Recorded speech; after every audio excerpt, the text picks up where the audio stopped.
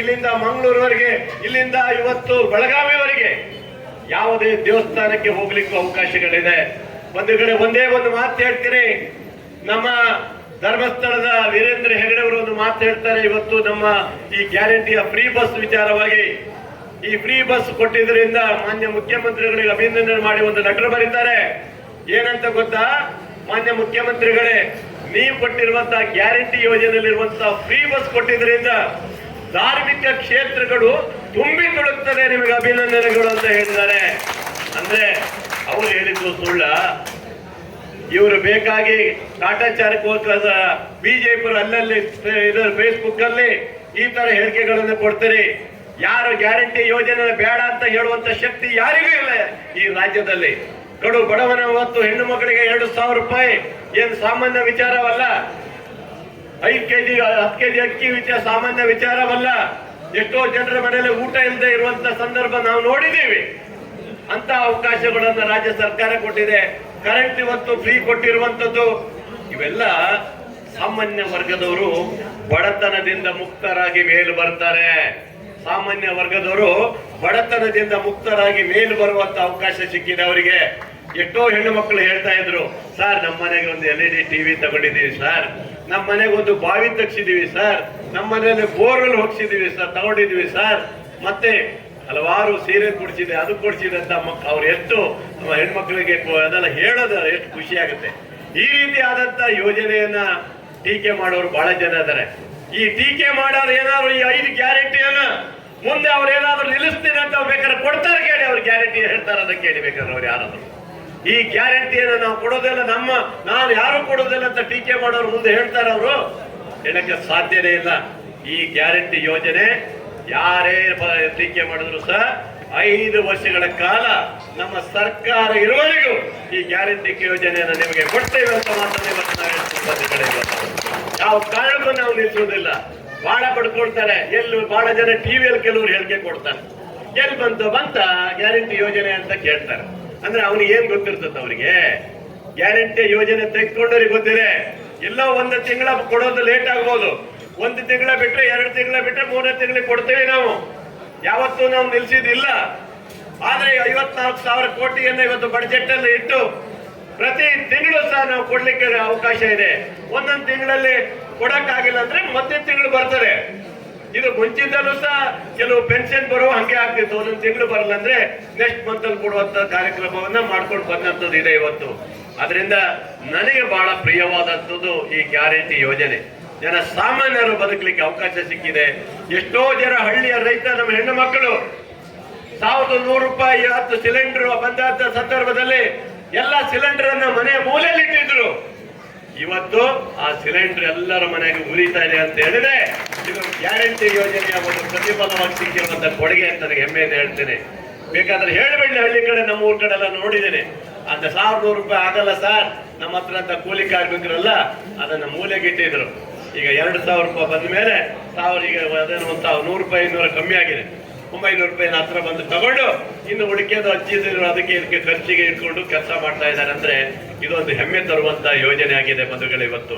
ಹಾಗಾಗಿ ಮಾನ್ಯ ಮುಖ್ಯಮಂತ್ರಿಗಳು ನಿನ್ನೆ ಇವತ್ತು ಬೆಳಗ್ಗೆ 500 ಕೋಟಿಯ ಜನರದ 1 ಟಿಕೆಟ್ ಅನ್ನ ಒಬ್ಬ ತಾಯಿಗೆ ಕೊಡುವ ಮೂಲಕ ಇವತ್ತು ಈ ರಾಜ್ಯದ ಜನರಿಗೆ ಅದನ್ನು ಕೊಟ್ಟಿದ್ದಾರೆ. ನನಗೆ ಖುಷಿಯಾಗಿ ಸಾಮಾನ್ಯ ವಿಚಾರ ಅಲ್ಲ.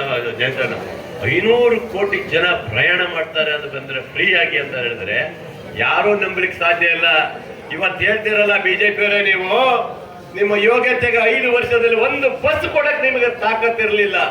ಒಂದೇ ಒಂದು ಬಸ್ ನಿಮಗೆ ಕೊಡ್ಲಿಕ್ಕಾಗಿಲ್ಲ. 5 ವರ್ಷದಲ್ಲಿ ಒಂದು ಹೊಸ ಬಸ್ ಕೊಟ್ಟಿಲ್ಲ. ಈ ವರ್ಷ ನಮ್ಮ ಸರ್ಕಾರ ಗ್ಯಾರಂಟಿ ಕೊಟ್ಟು ಸಹ 3,500 ಹೊಸ ಬಸ್ ಅನ್ನ ಕೊಟ್ಟಿದ್ದೀವಿ ನಾವು. ನಮ್ಮ ಸಾಗರಕ್ಕೆ ಸುಮಾರು 8 ಬಸ್ 9 ಬಸ್ ಬಂದಿದೆ ಹೊಸ ಬಸ್. ಅದನ್ನ ಬಂದ ತಕ್ಷಣ ಎಲ್ಲಿ ಬಿಟ್ಟಿದ್ದೀನಿ ಗೊತ್ತಾ? ನಾನು ಫಸ್ಟ್ ಬಿಟ್ಟಿದ್ದೆ ಮಣಿಪಾಲಿಗೆ ಬಿಟ್ಟಿದ್ದೇನೆ ನಾನು. 2ನೇದು ಎಂದಾಟಿಗೆ ಬಿಟ್ಟಿದ್ದೇನೆ. 3ನೇದು ಮಂತ್ರಾಲಯಕ್ಕೆ ಬಿಟ್ಟಿದ್ದೇನೆ. ಒಂದು ಹೋಗ್ಲಿ ಅಂತ ಹೇಳಿ ಬಿಟ್ಟಿದ್ದೇನೆ. ಅಂದ್ರೆ ಜನ ಸಾಮಾನ್ಯರು ಹೋಗುವಂತ ಕ್ಷೇತ್ರದಲ್ಲಿ ಇವತ್ತು ನಾವು ಕೊಟ್ಟಿದ್ದೇವೆ ಅಂತ ಹೇಳಿದ್ರೆ ಇವತ್ತು ಸರ್ಕಾರ ಗ್ಯಾರಂಟಿ ಯೋಜನೆಯನ್ನು ಕೊಟ್ಟು ಸಹ ಇವತ್ತು ಹಣಕಾಸಿನಲ್ಲಿ ತೊಂದರೆ ಇಲ್ಲ ರೀತಿಯಲ್ಲಿ ಇವತ್ತು ನೋಡ್ಕೊಳ್ತೀವಿ ಅಂತ ಹೇಳಿದ್ರೆ ಬಸ್ ಬಂದಿದೆ, ಗ್ಯಾರಂಟಿ ಆಗಿದೆ. ಇವತ್ತು ಇನ್ನೂ 22 ಬಸ್ ಬರ್ತಾ ಇದೆ. ಇನ್ನು 20 ಬಸ್ ಮೇಲೆ ನಮಗೆ ಇವತ್ತು ಸಾಗರಕ್ಕೆ ಹೋಗ್ತಾ ಇಲ್ಲ, ಆ ಹಳ್ಳಿಗೆ ಬಿಡಬೇಕಂತ ಈಗಾಗಲೇ ತೀರ್ಮಾನ ಮಾಡಿದ್ದೀನಿ. ಮತ್ತೆ 2 ಬಸ್ ಅನ್ನ ಸಿಟಿಗೆ ಈಗಾಗಲೇ ಮಾನ್ಯ ಮಂತ್ರಿಗಳು ಕೊಟ್ಟಿದ್ದಾರೆ. 2 ಬಸ್ ಯಾವ್ದಾದ್ರು ಎಲೆಕ್ಟ್ರಿಕ್ ಬಸ್ ಅನ್ನ ಮಾನ್ಯ ಸಚಿವರಾದಂತ ಹಿರಿಯರಾದಂತ ರಾಮಲಿಂಗ ರೆಡ್ಡಿ ಅವರು ಸಾಗರಕ್ಕೆ ಸ್ಯಾಂಕ್ಷನ್ ಮಾಡಿದ್ದಾರೆ. 2 ಬಸ್ ಸದ್ಯದಲ್ಲೇ ಬರ್ತಾರೆ. ಅದು ಸಿಟಿಯಲ್ಲಿ ಓಡಾಡ್ಲಿಕ್ಕೆ ಬರುತ್ತೆ. ಜಾಸ್ತಿ ಬೇಡ, 2 ಸಾಕು ಅಂತ ಹೇಳಿದ್ದೀನಿ. ಡಿಮ್ಯಾಂಡ್ ಆದ್ರೆ ಇನ್ನೊಂದು 2 ಬಸ್ ಕೊಡ್ಲಿಕ್ಕೆ ಅವಕಾಶ ಇದೆ. ಅದರ ಜೊತೆಗೆ ಇದು ಹಿಂದೆ ನಮ್ದೇ ಸರ್ಕಾರ ಇದ್ದಂತ ಸಂದರ್ಭದಲ್ಲಿ ರಮಾನಾಥ್ ರೈ ಅವರು ಅವತ್ತು ನಮ್ಮ KSRTC ಅವತ್ತು ಮಿನಿಸ್ಟರ್ ಆಗಿದೆ. ಆ ಕಾಲದಲ್ಲೇ ಈ ಒಂದು ಬಸ್ ಸ್ಟ್ಯಾಂಡ್ ಅನ್ನ ಮಾಡಿದ್ರು. ಬಹಳ ವರ್ಷ ಆಯ್ತು. ಈಗ ನಮ್ದ ಸರ್ಕಾರದಲ್ಲಿ ರಾಮಲಿಂಗ ರೆಡ್ಡಿ ಅವರು 4 ಕೋಟಿ ರೂಪಾಯಿನ ಬಿಡುಗಡೆ ಮಾಡ್ತಾ ಇದ್ದಾರೆ. ಇವತ್ತು ಇದನ್ನು ಅಭಿವೃದ್ಧಿ ಪಡಿಸ್ಬೇಕಂತ ಹೇಳಿ ಈಗಾಗಲೇ ಬಹಳ ಸುಂದರವಾದಂತ ಒಂದು ಬಸ್ ಸ್ಟ್ಯಾಂಡ್ ಮಾಡ್ಬೇಕಂತ ಹೇಳಿ ಈಗ 4 ಕೋಟಿ ರೂಪಾಯಿಗೆ ಪ್ರಸ್ತಾವನೆ ಕೊಡಿಸಿದ್ದೆ. ಅದಕ್ಕೆ ಈಗಾಗಲೇ ಸ್ಯಾಂಕ್ಷನ್ ಆಗ್ತಾ ಇದೆ. ಅದು ಬಂದರೆ ಸಹ ಒಳ್ಳೆ ರೀತಿಯಲ್ಲಿ ಬಸ್ ಸ್ಟ್ಯಾಂಡ್ ಅನ್ನು ಮಾಡಬೇಕು ಅನ್ನೋ ಉದ್ದೇಶ ನಾವು ಇಟ್ಕೊಂಡಿದ್ದೀನಿ. ಹಿಂದೆ ನಮ್ಮ ಕಾಲದಲ್ಲಿ ನಾನಿದ್ದಾಗಲೂ ಸಹ ಪ್ರೈವೇಟ್ ಬಸ್ಗಳು ಅವಾಗಲೇ ನಾನೇ ಮಾಡಿಸಿದ್ದೆ. ನಾನು ಇರ್ಬೇಕಾದ್ರೆ ಆ ಬಸ್ ಸ್ಟ್ಯಾಂಡ್ ಅಲ್ಲೂ ಮಾಡಿಸಿದ್ದೆ. ಅಲ್ಲೂ ರಗಳೆ ಆಗಿತ್ತು. ಬಹಳ ಜನ ಅಲ್ಲಿ ಬೇಡ ಬೇಡ ಬೇಡ ಅಂತ ಬಹಳ ಜನ ಹೇಳಿದ್ರು. ಆದ್ರೆ ನಾನು ಕೇಳಿಲ್ಲ, ಪ್ರೈವೇಟ್ ಬಸ್ ಸ್ಟ್ಯಾಂಡ್ ಅಲ್ಲೇ ಆಗ್ಬೇಕಂತ ಹೇಳಿ ಅಲ್ಲಿ ಹಾಕ್ಸ್ಕೊಟ್ಟು ಇವತ್ತು ಚೆನ್ನಾಗಿ ನಡೀತಾ ಇದೆ. ಹೀಗೆ ಇವತ್ತು ಸರ್ಕಾರದ ಯೋಜನೆಗಳು ರಾಜ್ಯದ ಜನರಿಗೆ ಮುಟ್ತಾ ಇದೆ. ಗ್ಯಾರಂಟಿ ಯೋಜನೆ ಅಧ್ಯಕ್ಷರಾದಂಥ ಹಿರಿಯರಾದ ಜಯಂತ್ ಅವರ ನೇತೃತ್ವದ ತಂಡಗಳು ಇಲ್ಲಿ ಏನಿದ್ದೀರಿ 14 ರಿಂದ 15 ಜನ ಇದ್ದೀರಿ. ನಿಮ್ಮ ತಂಡ ಇವತ್ತು 99% ಹತ್ತಿರ ಇರ್ಬೋದು ಸಾಗರದ ಜನರಿಗೆ ಮುಟ್ತಾ ಇದೆ ಅಂತ ಹೇಳಿದ್ರೆ ನಮಗೆ ಹೆಮ್ಮೆ ಆಗುತ್ತೆ. ಉದಾಹರಣೆ ಹೇಳ್ತಾ ಇದ್ದೀನಿ, ಸಾಗರದಲ್ಲಿ ಒಟ್ಟು ಟೋಟಲ್ 12,500 ಕೋಟಿ ಇಲ್ಲಿಗೆ ವೆಚ್ಚ ಆಗಿದೆ. ಟೋಟಲ್ ಇಲ್ಲಿ ಬಂದಿರುವಂತದ್ದು. ಹಾಗೆ ಉಚಿತವಾಗಿ 1,04,00,000 ಮಹಿಳೆಯರು ಉಚಿತವಾಗಿ ಓಡಾಡಿದ್ದಾರೆ ಸಾಗರದಲ್ಲಿ. 1,04,00,000 ಜನ ನಮ್ಮ ಸಾಗರದಿಂದ ಇವತ್ತು ಓಡಾಡಿದ್ದಾರೆ. ನಾವೊಂದು ಕತೆ ಹೇಳಿದ್ನಲ್ಲ ನಿಮಗೆ, ಒಂದು ಹೆಣ್ಣು ಮಗಳು ಕಾರವಾರಕ್ಕೆ ಹೋಗಿ ಮೀನ್ ತರ್ತಾಳಂತ. ಅದು ನೆನಪಿದೆಯಾ ನಿಮಗೆ? ಅದು ನೆನ್ಪಿಡ್ಕೇಳ್ರಿ. ಅಂದ್ರೆ ನೋಡಿ, ನಾನು ಕೇಳಿದೆ, ಏನಮ್ಮ ನೀನು ಅಲ್ಲಿ ಹೋಗಿ ಮೀನ್ ತರ್ತೀನಿ ಸಾಗರದಾಗಿಲ್ಲ ಅಂದ್ರೆ, ಏನ್ ಸರ್ ಫ್ರೀ ಬಸ್ ಅಲ್ಲ ಸರ್, ಬೆಳಿಗ್ಗೆ 6 ಗಂಟೆ ಹೋಗ್ತೀನಿ, 11 ಗಂಟೆಗೆ ವಾಪಸ್ ಬರ್ತೀನಿ, ಕಾರವಾರಕ್ಕೆ ಹೋಗಿ ಮೀನ್ ತರ್ತೀನಿ ಅಂತ ಹೇಳ್ತಾರಂದ್ರೆ ಈ ಬಸ್ಸಿನ ನಮ್ಮ ಹೇಗಿದೆ, ನಮ್ಮ ಬಸ್ಸಿನ ಒಂದು ಕೀರ್ತಿ ಲೆಕ್ಕಾಗಿ. ಅಂದ್ರೆ ಆ ತರ ಧೈರ್ಯ. ಹಂಗೆ ಇವತ್ತು ಎಷ್ಟೋ ಒಂದು ಹೆಣ್ಣು ಮಗಳು ಹೇಳಿದ್ಲು, ಸರ್ ನಾನು ಶಿವಮೊಗ್ಗದ ಅಚ್ಚಿ ದಾಟಿರ್ಲಿಲ್ಲ ಸರ್ ಅಂತ.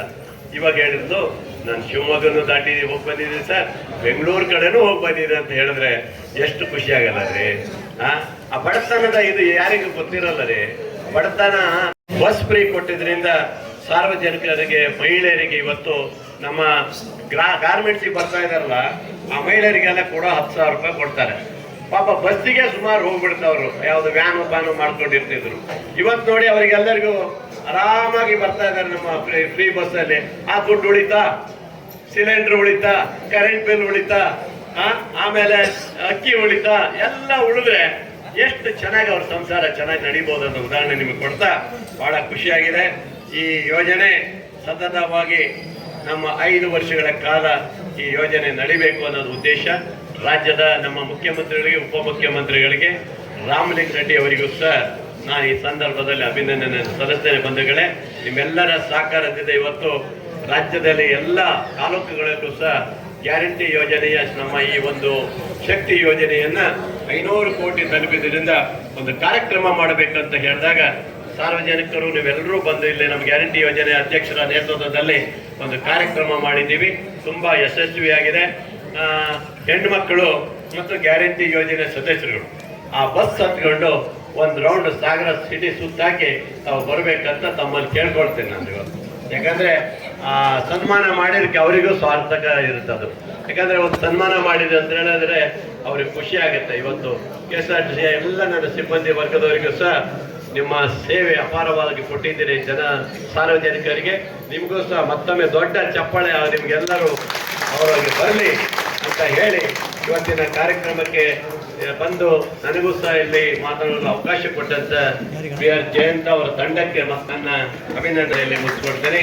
ತಮ್ಮ ಬಸ್ ಚಾಲನೆ ಮಾಡುವಾಗ ಕಾಲನ್ನು ಕಳೆದುಕೊಂಡಂತ ಶ್ರೀಯುತ ನವೀನ್ ನಾಯಕ್ ಈ ಸಂದರ್ಭದಲ್ಲಿ ಬಸ್ ಅಪಘಾತದಲ್ಲಿ ಕಾಲನ್ನ ಕಳೆದುಕೊಂಡು ಈಗ ಅನ್ಯ ಕಾರ್ಯ ನಿಮಿತ್ತ ಈ ಕಚೇರಿಯಲ್ಲೇ ಸೇವೆಯನ್ನು ಸಲ್ಲಿಸ್ತಾ ಇದ್ದಾರೆ. ಅಂತ ಮಹಾನುಭಾವರಿಗೆ ನಮ್ಮ ಸನ್ಮಾನ್ಯ ಶಾಸಕರು ಶಾಲನ್ನ ಮತ್ತು ಹಾರನ್ನ ತೊಡಿಸುವ ಮೂಲಕ ಸನ್ಮಾನಿಸ್ತಾ ಇದ್ದಾರೆ. ದಯವಿಟ್ಟು ಎಲ್ಲರೂ ಜೋರಾಗಿ ಚಪ್ಪಾಳೆ ತಟ್ಟುವ ಮೂಲಕ ಅವರ ಒಂದು ಕಾರ್ಯಕ್ಕೆ ನಾವು ಅಣಿಯಾಗೋಣ, ಅಭಿನಂದಿಸೋಣ. Thank you sir, thank you. ಮತ್ತೆ ಎಲ್ಲರಲ್ಲಿ ವಿನಂತಿ, ಎಲ್ಲರಿಗೂ ಸಹ ಉಪಹಾರದ